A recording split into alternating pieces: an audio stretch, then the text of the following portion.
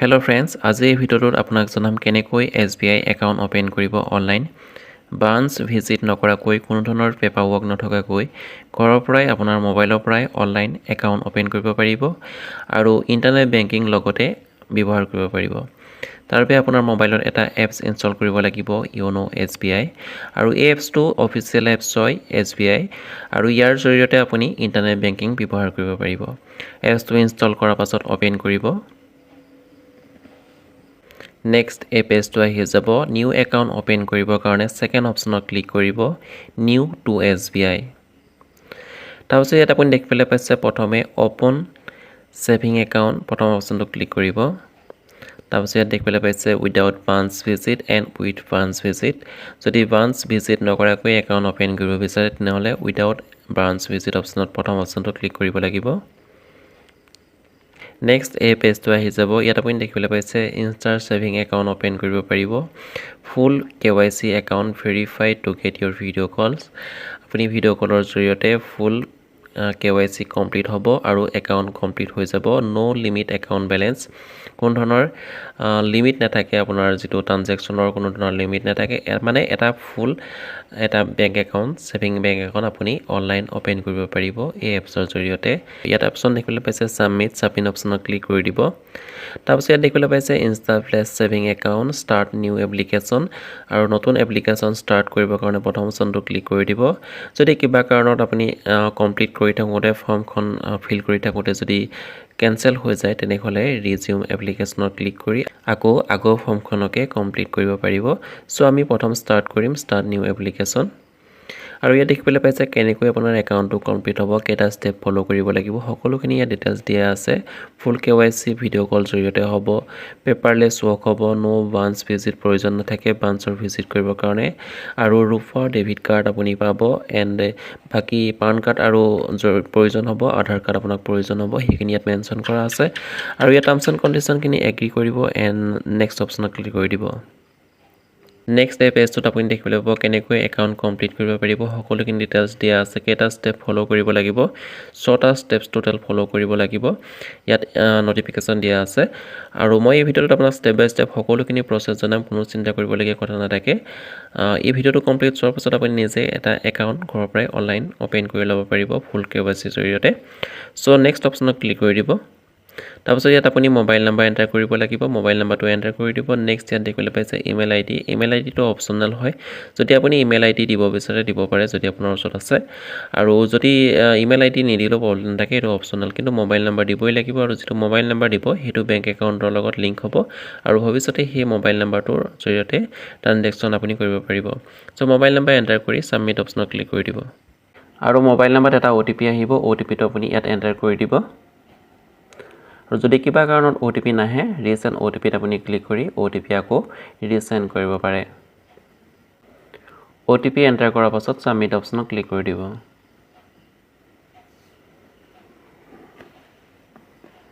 Next এই পেজটো আহি যাব, ইয়াত দুটা অপশ্যন দেখিবলৈ পাইছে, এটা আধাৰ কাৰ্ড আৰু এটা ভোটাৰ ID কাৰ্ড। আৰু প্ৰথমে আপুনি প্ৰথম অপশ্যনটো ক্লিক কৰি দিব, আধাৰ কাৰ্ডৰ জৰিয়তে আপুনি একাউণ্ট ওপেন কৰিব পাৰিব।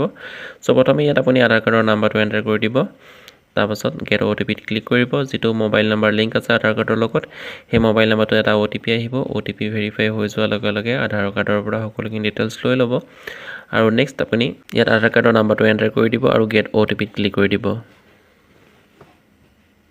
নেক্সট এই পেজটোত দেখিবলৈ পাব আধাৰ কাৰ্ডৰ পৰা সকলোখিনি ডিটেইলছ লৈ লৈছে, নাম, ডেট অফ বাৰ্থ, জেণ্ডাৰ, সকলোখিনি ডিটেইলছ আপুনি ইয়াত দেখিবলৈ পাব। তাৰপিছত নেক্সট অপশ্যনত ক্লিক কৰি দিব। নেক্সট এই পেজটো আহি যাব, ইয়াত আপুনি দেখিবলৈ পাইছে আধাৰ কাৰ্ডৰ পৰা এড্ৰেছ লৈ লৈছে, কিন্তু তাৰ ভিতৰতে দুই এটা ফিল কৰিবলৈ বাকী আছে। আৰু ইয়াত আপুনি দেখিবলৈ পাইছে ছাব ডিষ্ট্ৰিক্ট ফিল কৰিবলৈ বাকী আছে, সেইটো আপুনি ইয়াত চিলেক্ট কৰিব পাৰে আপোনাৰ ছাব ডিষ্ট্ৰিক্ট কোনটো হয়। তাৰপিছত ভিলেজ চিলেক্ট কৰিব আৰু ইয়াত টাৰ্মছ এণ্ড কণ্ডিশ্যনটো এগ্ৰী কৰিব, নেক্সট অপশ্যনত ক্লিক কৰি দিব। নেক্সট এই পেজটো আহি যাব, ইয়াত আপুনি এড্ৰেছ ফিল কৰিব লাগিব, যিটো কমিউনিকেশ্যন এড্ৰেছ হ'ব। বেংকৰ পৰা ATM কাৰ্ড হওক, কিবা লেটাৰ হওক আপোনালৈ চেণ্ড কৰিবলৈ হ'লে যিটো এড্ৰেছ আপুনি ব্যৱহাৰ কৰিব বিচাৰে সেই এড্ৰেছটো আপুনি ইয়াত ফিল কৰিব লাগিব। তাৰপিছত ইয়াত যিখিনি টাৰ্মছ এণ্ড কণ্ডিশ্যন দিয়া আছে সকলোতে টিক মাৰ্ক কৰিব, তাৰপিছত নেক্সট অপশ্যনত ক্লিক কৰি দিব।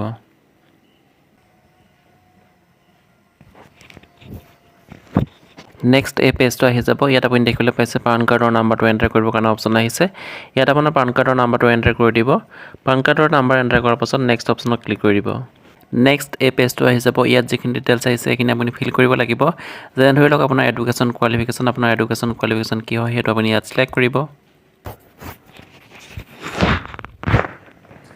তাৰপাছত ইয়াত মেৰিটেল ষ্টেটাছ সিলেক্ট কৰিব লাগিব আপুনি মেৰিড হয় আনমেৰিড হয় সেইটো আপুনি ইয়াত সিলেক্ট কৰিব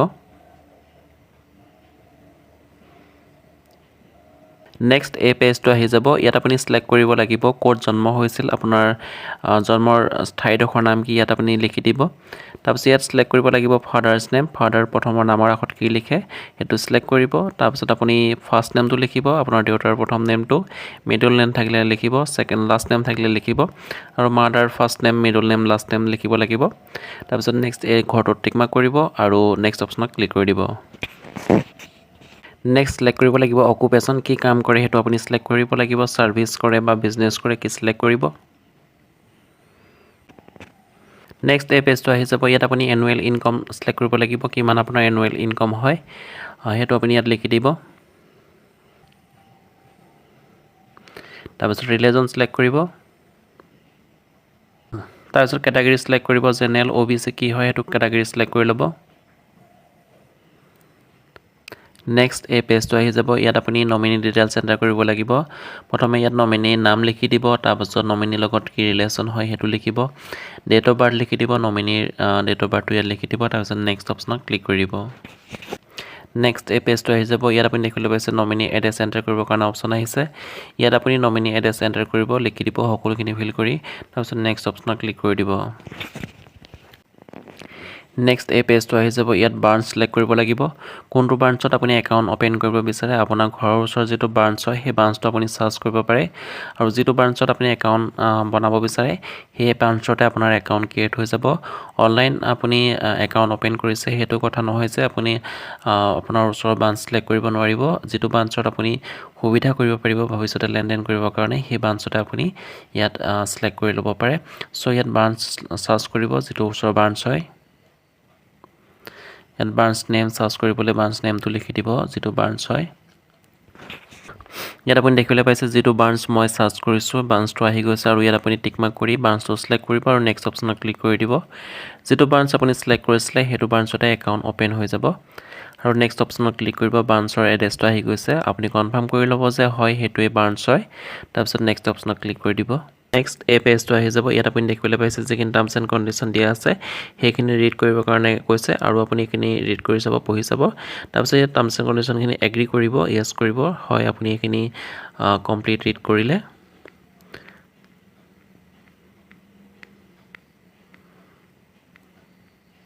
ওকে তাৰপিছত ইয়াত টিক মাৰ্ক কৰিব আৰু নেক্সট অপশ্যনত ক্লিক কৰি দিব